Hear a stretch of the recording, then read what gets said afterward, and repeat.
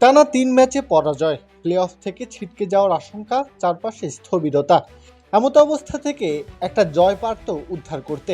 অবশেষে রাওয়ালপিন্ডি পিন্ডিজের বিপক্ষে সেটাই পেল শাহিন শাহ আফ্রিদিরা। সেই সাথে স্বস্তি ফিরল লাহোর কালান্দার্সের ডেরায়। এই ম্যাচের আগে ৪ পয়েন্ট নিয়ে সপ্তম স্থানে অবস্থান করছিল লাহোর। দেওয়ালে এক প্রকার পিঠ থেকে যাওয়ার উপক্রম। প্লে অফের স্বপ্ন বাঁচিয়ে রাখতে জয়ের বিকল্প কিছুই ছিল না শাহিনদের সামনে।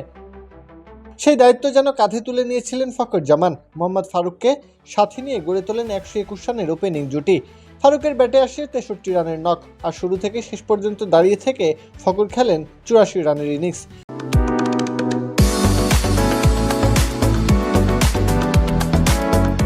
লাহোরের স্কোরবোর্ডে আসে ২১০ রান। রানের সঞ্চার ঘটে লাহোর শিবিরে। বোলাররা এতদিন লড়াই করার মতো রসদ পাচ্ছিলেন না, অবশেষে হাতে এসেছে। ক্ষুধার্ত বাঘের মতো প্রথম ছোবলটা দেন শাহিন। ১৭ রানের মধ্যে ২ ওপেনারকে ছাঁটাই করে দেন। ওই ধাক্কা সামলে নিতে পারেনি রাওয়ালপিন্ডি। মৃদু সম্ভাবনা বাঁচিয়ে রাখেন ইয়াসির খান। সেই দিকে ঝড় ওঠে সাদ মাসুদের ব্যাটে। ততক্ষণে অবশ্য বড্ড দেরি হয়ে গেছে।